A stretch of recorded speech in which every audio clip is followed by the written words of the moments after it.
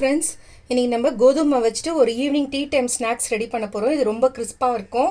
இதுக்கு நான் 2 கப்புக்கு கோதுமை மாவு எடுத்திருக்கேன். 2 கப்பு கோதுமை மாவுனா அரை கப்புக்கு கடலை மாவு எடுத்திருக்கேன். கொஞ்சம் தேவையான அளவு உப்பு. இது கஸ்தூரி மேத்தின்னு சொல்லுவாங்க. வெந்தயக்கீரையை வந்து காய வச்சு வச்சுருக்கோம். ஓமம் வந்து 1 ஸ்பூன் எடுத்திருக்கேன்.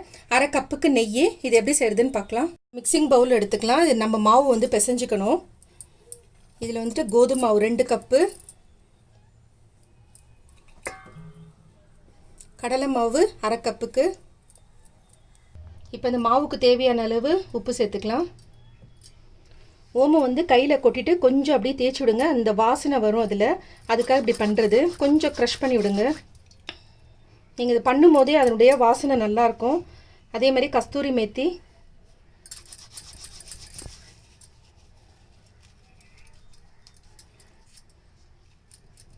இதோட அரை கப்புக்கு நெய் சேர்த்துருக்கோம். ஒருவேளை உங்களுக்கு நெய் பிடிக்கல அப்படின்னா எண்ணெய் சேர்த்துட்டு பிசைஞ்சுக்கோங்க. இது நல்லா கலந்து விட்டுட்டு கொஞ்சம் கொஞ்சமாக தண்ணி சேர்த்துட்டு சப்பாத்தி மாவு பதத்துக்கு பிசைஞ்சு எடுத்துக்கணும். இப்போ இது கலந்தாச்சு. கொஞ்சம் கொஞ்சமாக ஊற்றி பிசைஞ்சுக்கோங்க. பாருங்கள், இந்த மாதிரி நல்லா பிசைஞ்சுக்கோங்க. இந்த சப்பாத்தி மாவு பதத்துக்கு வரணும். இந்த மாவுக்கு நான் இந்த கிளாஸில் தண்ணி எடுத்திருக்கேன். ஒரு சின்ன கிளாஸ் தண்ணி கரெக்டாக ஆகிடுச்சு. இப்போ மாவு பிசைஞ்சாச்சு. நம்ம ஒரு தட்டு போட்டு ஒரு 10 நிமிஷத்துக்கு மூடி விட்டுட்டு திரும்ப 10 நிமிஷம் விட்டு பார்க்கலாம். இப்போ ஒரு 10 நிமிஷம் ஆயிடுச்சு. திரும்ப எடுத்துட்டு ஒரு தடவை இப்படி பிசைஞ்சு விட்டுக்கோங்க. ரொம்ப தண்ணி பதத்துக்கு பிசையாதீங்க. இந்த மாதிரி இருக்கணும் சப்பாத்தி மாவு பதத்துக்கு. இப்போ இதுலேருந்து நம்ம சின்ன சின்ன உருண்டை எடுத்துக்கலாம். நம்ம பூரி போடுறோம் இல்லையா, அந்த சைஸுக்கு ஒரு இந்த அளவுக்கு உருண்டை இருந்தால் போதும். சின்ன சின்ன பாலாக பிடிச்சி வச்சுக்கலாம். இப்போ பாருங்கள், இந்த மாதிரி எல்லாத்தையும் நம்ம சின்ன சின்ன உருண்டையாக பிடிச்சி எடுத்தாச்சு. இது எப்படி செய்கிறதுன்னு பார்க்கலாம். சப்பாத்தி கல்லில் கொஞ்சம் எண்ணெய் தேய்ச்சிக்கோங்க. நம்ம மாவு போட்டு திரட்ட போகிறது இல்லை. ஸோ இந்த கட்டையிலையும் கொஞ்சம் தடவிக்கோங்க. இந்த உருண்டை எடுத்துகிட்டு உங்கள் கையிலேயே கொஞ்சம் ஷேப் பண்ணிவிட்டு இதை அப்படியே ப்ரெஸ் பண்ணுங்கள். ஏன்னா இதில் கடலை மாவு போட்டுக்கிறதுனால உங்களுக்கு கரெக்டாக அந்த ஷேப்பு வராது. ஸோ கையில் இப்படி ப்ரெஸ் பண்ணிவிட்டு அதுக்கப்புறமா கல் மேலே வச்சுட்டு இப்படி உருட்டுங்க. பூரி சைஸ்க்கு இது போட்டால் போதும்.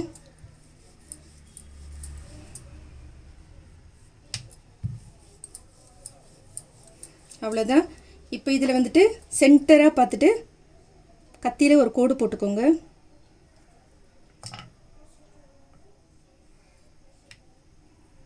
இப்போ இதை வந்துட்டு இப்படி மடிச்சுக்கணும். இப்போ க்ராஸாக இப்படி மடிச்சுட்டு இது மேலே மட்டும் ஜஸ்ட் இப்படி ப்ரெஸ் பண்ணி விடுங்க. அவ்வளோதான். இது ரொம்ப கிறிஸ்பாக இருக்கும். எண்ணெயில் போட்டு பொரிச்சுட்டு எடுத்துகிட்ட பிறகு இதை நீங்கள் ஆற வச்சுட்டு ஒரு ஏர்டைட் டப்பாவில் போட்டு வச்சுட்டு ஒரு 10 டேஸ் கூட ஒன்றும் ஆகாது, அப்படியே இருக்கும் கிறிஸ்பாக.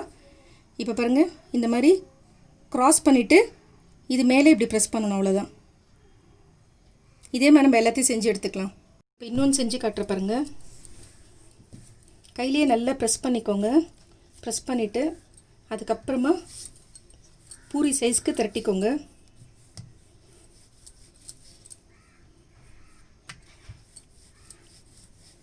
கொஞ்சம் அந்த ரவுண்டு ஷேப் வந்ததுக்கப்புறம் கத்தியில் சென்டரில் இந்த மாதிரி ஒரு கோடு போட்டுட்டு இப்படி ஃபோல்டு பண்ணிக்கோங்க. ஃபோல்டு பண்ணிட்டு இது மேலே வந்து இப்படி ப்ரெஸ் பண்ணணும்.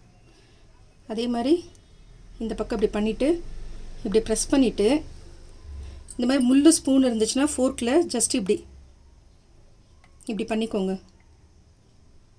அவ்வளோதான். இப்போ எண்ணெய் காஞ்சிடுச்சு, நம்ம பொரிச்சு எடுத்துக்கலாம். இப்போ எண்ணெய் நல்லா காஞ்சிடுச்சு, நம்ம போட்டு பொரிச்சு எடுத்துக்கலாம். நம்ம பிசைஞ்ச மாவுக்கு வந்து 20 உருண்டை வந்திருக்கு.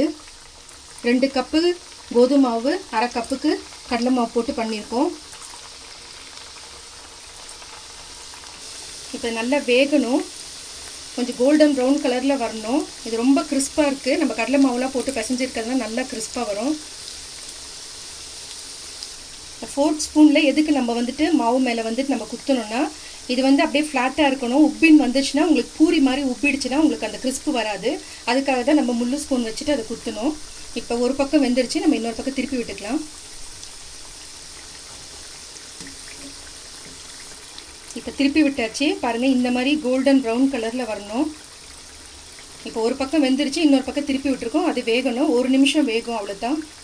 இப்போ வெந்துருச்சு, நம்ம எடுத்துடலாம்.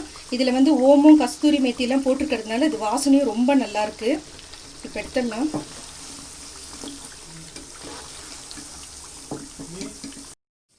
பாருங்க ஃப்ரெண்ட்ஸ், நம்மளுடைய கோதுமை மாவு கிறிஸ்பான ஸ்நாக்ஸ் ரெடி. இதே மெத்தடில் செய்யுங்க. பிடிச்சிருந்தா லைக் பண்ணுங்கள். புதுசாக பார்க்குறவங்களா இருந்தால் சப்ஸ்கிரைப் பண்ணுங்கள். மறக்காமல் பெல் ஐக்கானை ப்ரெஸ் பண்ணுங்கள். அப்போ தான் நான் போடுற வீடியோ உடனுக்குடன் நோட்டிஃபிகேஷனில் வரும். Thank you friends.